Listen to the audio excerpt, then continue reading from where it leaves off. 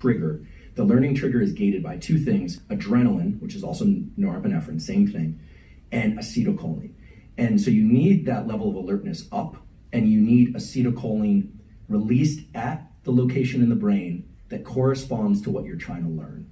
So things like supplements and certain nutrition regimens can assist the process for sure. There's no question about that. Things like alpha GPC, caffeine will bring up the adrenaline and kind of anything to raise that alertness. Doesn't nicotine as well? Nicotine has some sort of a nootropic benefit to it. Not encouraging people to smoke, but you can take it in various forms, particularly gum. I know people take it in gum just for the nootropic benefit of it.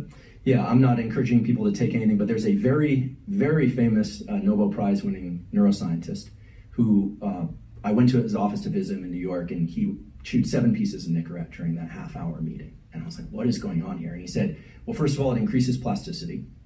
And second of all, he has the belief, and this is not a clinical study, but he thinks that it can also hold off certain forms of Parkinson's and Alzheimer's. Didn't Bertrand Russell, wasn't he like a famous smoker? Like wouldn't even... I don't know. I think he wouldn't even go on a plane unless there was a smoking section, because he couldn't imagine not having his pipe for a certain amount of time. Well, creatives, when smoking became less in vogue, I think creatives really suffered, because it's very clear that, so Nicorette is nicotine, mm-hmm. and the acetylcholine binds to the nicotinic receptor.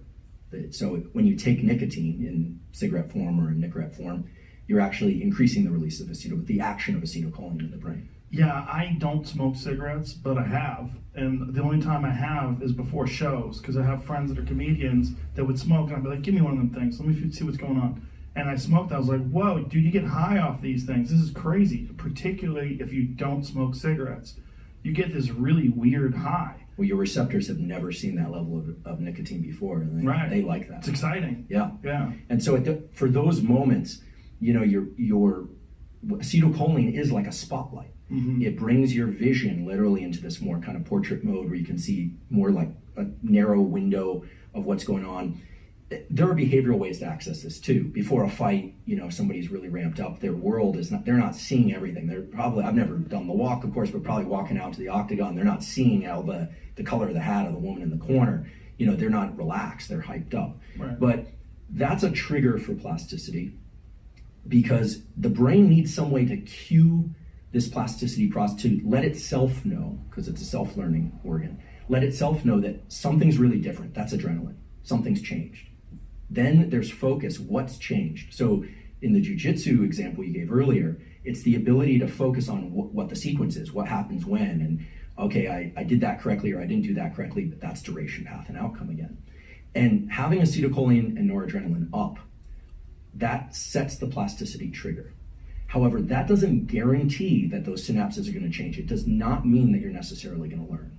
Oh, no. What guarantees that process will be converted into literally the change in the connections between neurons, sometimes new neurons, but mostly the change in the strength of the connection, so that eventually you don't have to do duration, path, outcome, you can just be reflexive about it, is states of deep sleep and any state where you're not doing duration, path, outcome.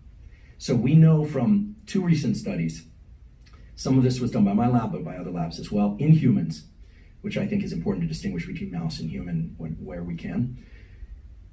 A lot of the changes in these brain structures occurs after learning during deep sleep, in particular slow wave sleep.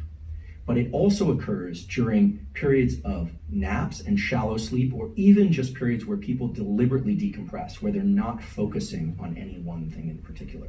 So if we were going to kind of operationalize this process, it would be focus intensely, have an intense period of urgency, and then access the deepest rest you can, where you're not thinking about anything, where space and time becomes very fluid. So stress in that case, post-exercise or learning session, would actually hinder your ability to grow and get better. Absolutely. Mm-hmm. And elite performers, like elite military, elite athletes, I'm sure you're familiar with this, they understand that the ability to toggle back and forth between these high alert, high attentional states and deep rest is not just the key to performing what you can already do, it's also the ability to get better over time. I think Goggins, again, is such a remarkable example, because it seems like it's all gas pedal. But I'm guessing, I've never asked him about this, but I'm guessing that he has his ways of recovering so that he can remain in that heavy gas pedal all, significant amount of the day all the time.